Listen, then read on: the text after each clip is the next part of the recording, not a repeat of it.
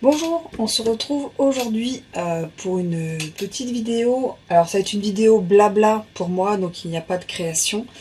Ça va être une petite vidéo donc blabla avec des petites illustrations que je vais mettre au montage. Je vais vous parler de 12 ustensiles du quotidien qu'on utilise donc dans sa salle de bain ou dans sa cuisine ou dans son bureau, dans son salon, dans sa chambre. Des ustensiles du quotidien qu'on utilise aussi dans le scrapbooking et qui peut être dans notre scrap room ou dans notre sac ou dans notre bureau de scrap en fonction de comment vous l'appelez, voilà, ou dans notre petite caisse, voilà, et qu'on utilise au quotidien et qui sert à la base pas du tout au scrapbooking. Il y a beaucoup de choses qui servent que pour les loisirs et là c'est des choses qu'on peut allier quotidien et loisirs créatifs. Et donc j'ai fait une petite liste, j'en ai 12. Je pense que vous, si vous en avez plus ou d'autres, mettez-les moi en commentaire là juste en dessous, qu'on partage avec tout le monde, avec la communauté. Et on va démarrer tout de suite par la première chose, ça va être la pince à épiler. Donc la pince à épiler dans le quotidien, tout le monde sait à quoi ça sert. Ça peut nous enlever les petites échardes, les poils, enfin, voilà. Et ben en scrapbooking, ça sert surtout, moi j'utilise pour ça, à positionner, ajuster les sequins, les strass, vous savez, les découpes un peu fines où on met du double phaser quand on fait à la Big Shot, les stickers autocollants pour bien les positionner, bien les ajuster sur notre page, sur notre carte, sur notre création. Donc voilà à quoi sert surtout la pince à épiler dans le loisir créatif. Donc pour moi ça fait partie des indispensables à avoir dans sa trousse. La deuxième petite chose, ça va être les vieux livres. Vous savez, les vieux livres où c'est écrit dedans, les vieux arlequins, les vieux bouquins. Les vieux bouquins, même un peu plus grands, avec des belles pochettes, enfin des belles couvertures. Grâce à ces livres-là, dans le scrapbooking, donc dans la vie de tous les jours, il va être dans votre bureau, dans votre salon, dans votre bibliothèque. Et ben dans le scrapbooking, on va créer des fonds de page, des fonds de tag, des fonds de cartes, on va pouvoir le déchirer, on va pouvoir découper dedans, utiliser les dies pour en faire des embellissements, on va pouvoir utiliser ça en fond pour faire un junk journal. Donc le vieux livre, c'est hyper intéressant d'en avoir et pour l'utiliser, et c'est des choses qu'on a, que tout le monde a à un endroit de sa maison. Un vieux bouquin lu il y a des années et voilà. Donc ça peut être précieux pour le scrapbooking. Le troisième petit truc, c'est le scotch à peindre. Vous savez, le scotch à peindre, c'est un scotch avec une faible adhérence, c'est un faible adhésif qui est derrière. Donc ça se colle, ça se décolle, ça n'abîme pas à la base son mur quand on fait nos peintures. Et ben en loisir créatif, donc c'est quelque chose que moi j'utilise beaucoup. J'utilise celui qui est de chez Action. Avant il était violet, maintenant il est rose. J'utilise en fait pour faire, pour masquer, vous savez, les bords, faire une belle bordure. Comme ça ne déchire pas le papier. En plus moi souvent je le mets, je le remets un peu sur la main avant de le mettre, comme ça enlève encore un peu plus d'adhésif. On peut réaliser des motifs géométriques. Voilà, on peut faire un carré, un rectangle, un losange, voilà, avec pour masquer. Et ensuite on peut mettre son encre, son spray, sa peinture, et ça nous fait des formes sur notre fond, de page, de carte, ce que vous voulez. Ça permet de maintenir les pochoirs ou les feuilles en place, en fait, quand j'utilise ce scotch-là. En fait, je l'utilise exactement comme si c'était du washi, voilà, exactement. Ça peut protéger certaines zones aussi qu'on veut masquer sur une page, si on veut mettre de l'encre ou des choses, voilà, un peu comme ça. Et puis ça peut aussi donc immobiliser nos dies sur le papier quand on veut découper à la Big Shot pour que ce soit bien mis sur notre feuille. Si par exemple on a tamponné, qu'on mette le dies par-dessus pour qu'il soit bien positionné, hop, un petit coup de scotch à peindre, ça ne bouge plus, ça passe dans la Big Shot, ça passe dans la machine de découpe, c'est nickel. Donc voilà pour le scotch à peindre, c'est pareil, important je pense de l'avoir dans sa trousse de scrap. La quatrième chose, donc c'est à prendre avec précaution, un briquet. Alors, le briquet, à quoi il va m'être utile? Alors, c'est un outil assez occasionnel que je sors quelques fois par an. Il sert donc il fait sceller les extrémités des rubans synthétiques, donc tout ce qui est organza, choses comme ça. Il peut créer un effet vieilli sur le tissu, vous savez, quand on fait un peu fondu comme ça, sur les côtés, ça peut être sympathique aussi. Quand on a une fleur un peu plate, qu'on passe son briquet un peu loin, c'est une fleur synthétique, vous savez, ça peut recourber, voilà, on peut faire un peu donner de volume en fait à ces petites pétales. Et l'utilité que moi j'ai le plus, ça me sert pour allumer mes bougies, pour faire fondre en fait ma cire, pour mes cachets de cire. Donc ça, je l'utilise à 80% pour ça, et je l'ai d'ailleurs, j'ai un briquet pour ça sur mon bureau. Mais voilà, donc par contre c'est un outil, comme je vous disais, très dangereux, donc bien l'utiliser sur une surface avec un qui résiste à la chaleur, donc ça c'est important. Et moi je déconseille, même si c'est joli, vous savez, de faire vieillir les papiers autour, pour faire un effet vieilli, ça fait brûler autour, parce que je trouve ça hyper dangereux en fait. Hyper dangereux, enfin c'est dommage de mettre le feu à une partie de sa pièce ou de chez soi pour un papier vieilli. Donc c'est quelque chose que moi je déconseille, mais parce que voilà, je n'aime pas tout ce qui est feu, tout ça, voilà, donc je me limite. Mais c'est quelque chose qui est quand même indispensable pour les bougies, pour les seaux de cire, c'est comme ça que moi j'utilise, c'est avec une bougie, donc il me faut un briquet. Et puis quand on coupe son ruban et qu'on veut que ça s'effiloche pas, un petit coup de flamme aussi, donc il est quand même indispensable dans notre trousse ou dans notre scrap room. Alors, la cinquième petite chose, le brumisateur. À quoi sert le brumisateur? Bon, alors déjà, en ces temps de canicule, je dirais à nous rafraîchir. Mais bon, c'est pas l'objet premier, parce que le brumisateur, on peut l'utiliser toute l'année. Pas que au mois de juin, au mois de juillet, en ce moment, comme il fait super chaud. Alors, on peut l'utiliser quand on a fait son fond avec sa distress, ou avec ses encres à eau. En fait, quand on passe un brumisateur, tout de suite ça fait réactiver l'encre et tout, ça fait un effet super sympa, surtout les distress et tout, j'aime vraiment beaucoup, donc ça c'est sympa. En plus le brumisateur en lui-même, donc c'est ce qu'on utilise nous l'été ou pour les enfants, c'est quelque chose qu'on a dans notre salle de bain. Comme c'est brumisateur, ça brume et en fait ça fait des toutes petites taches et tout, c'est vraiment très sympa. Donc on l'utilise vraiment, moi je l'utilise pour ça, et on peut l'utiliser aussi pour humidifier légèrement ces papiers qui sont un peu épais, en fonction des techniques de pliage, pour pas qu'ils se craquent, en fonction du papier, pour pas qu'ils se craquent, pour faire des petites formes et tout ça dans des papiers, ou faire du 3D. Donc, et après ça, on le met dans la bonne position, ça sèche, et le papier du coup après sa forme, et le papier ne craquera pas. Donc ça peut être vraiment bien aussi avec le brumisateur dans son quotidien de scrapbooking. Mélanger aussi les couleurs, c'est par exemple, moi j'utilise des fois les Neocolor de aquarelle, j'en mets deux, je vais mélanger, je mets un petit coup de vaporisateur, ça mélange les couleurs, c'est des crayons de cire, on peut faire ça avec l'encre, c'est pas mal. Ça fait une manière douce, c'est pas une flaque d'eau, c'est pas, voilà. Moi je préfère le brumisateur. Et après, justement, en parlant de ça, sur le côté, on met notre encre, on met un petit coup de brumisateur, et on peut prendre son petit pinceau, comme ça gorge d'encre ou de peinture, ou de le néocolore, enfin voilà. Et en fait, après, comme c'est gorgé d'eau et d'encre, on peut faire notre petite tache, en fait. Voilà, parce que ça peut être pas mal. Et par contre, quand on utilise le brumisateur, comme c'est très humide, c'est de l'eau, faut toujours avoir un papier qui fait au moins 200 grammes, vous voyez, pour pas que le papier, vous savez, il prenne toutes ses formes, il soit gorgé d'eau, et voilà, un bon papier, je pense, qu'il est plus type mix média, aquarelle, voilà, ça c'est mieux. Et pour le pulvérisateur, toujours pulvériser 20-30 cm au-dessus, pour avoir une brume très fine et justement avoir un effet plus fin que des grosses gouttes si on est trop près.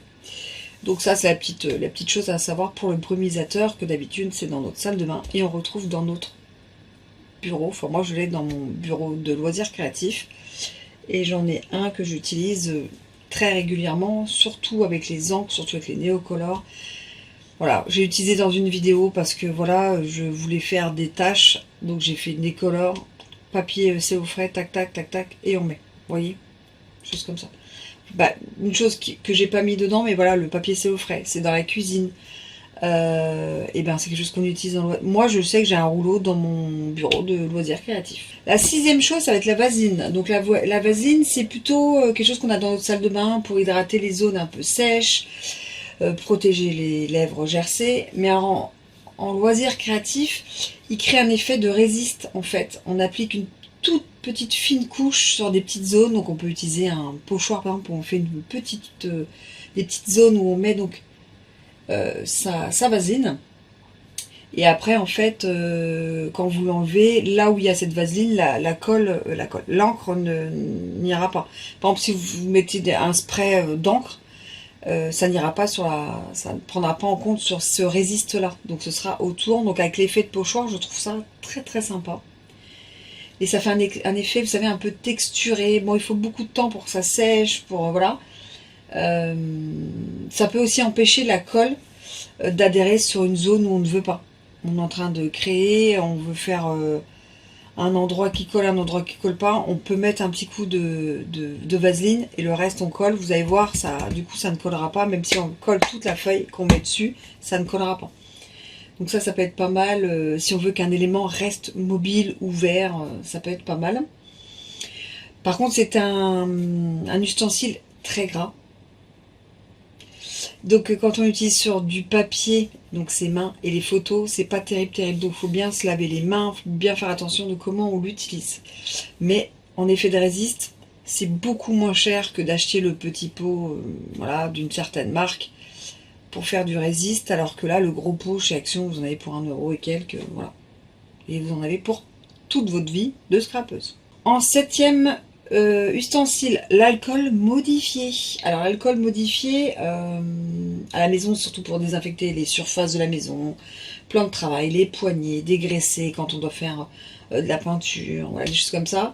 Nous, dans nos bureaux, ça va plutôt nettoyer les outils, la règle métallique, le cutter, les ciseaux, voilà, de la colle, ça nettoie surtout ça. Et c'est sympa aussi pour l'utiliser avec les encres à alcool. Ça dilue les couleurs, on peut créer des dégradés. Vraiment, c'est là l'utilité première. Et on peut aussi dégraisser certains éléments. Par exemple, on a des petits embellissements métalliques qu'on veut venir coller à un endroit. Pour être sûr qu'il n'y ait pas de problème, on passe un petit coup d'alcool modifié et on pourra le coller, il sera nickel. On peut mettre sa petite mousse après, tout ça, il n'y aura pas de problème. Et l'utilisation, la dernière, pour mélanger un peu les couleurs, on prend, vous savez, les petits spritzers, donc les petits vapos là. On met de l'alcool modifié, on met de l'encre un peu à alcool de couleur. Et ben on peut en faire en fait des taches, on peut utiliser aussi de cette manière-là. Voilà, pour en créer en fait des vapos, voilà, de couleurs. Moi je sais que j'en ai quelques-uns aussi comme ça, que j'utilise comme ça, où je mets l'alcool modifié avec tout ce qui est comment ça s'appelle, les encres à alcool, vous savez, un peu pailletées, et voilà, j'aime bien ces petites choses là, donc pour l'alcool à modifier, qui est plutôt dans notre salle de bain à la maison et qu'on retrouve dans notre scrap room. Huitième chose, les compresses. Donc ça c'est pareil, c'est censé être dans notre salle de bain. Les compresses, en fait, on peut utiliser en patouille pour créer la texture, en mettant sur ces pages, en les collant sur les pages, en mettant de la couleur dessus ou pas de la couleur. On peut le mettre en dessous pour essayer de donner un peu de volume quand on met une photo. On met dessus sur nos compresses de la peinture, de l'encre, on peut donner des textures aussi. On l'utilise, on prend sa compresse qu'on peut mettre en 4 coins, on met son encre, on peut texturer, créer un fond avec. C'est souvent assez doux quand même avec les compresses, parce que vous savez, c'est alors c'est pas un tri, mais vous avez compris. Ils sont assez fins, voilà, donc c'est assez sympathique aussi. On peut l'utiliser pour estomper aussi ses encres quand on a un peu trop d'encre, on veut un peu estomper. C'est pareil, on prend le même système comme quand on utilise une compresse. Et voilà.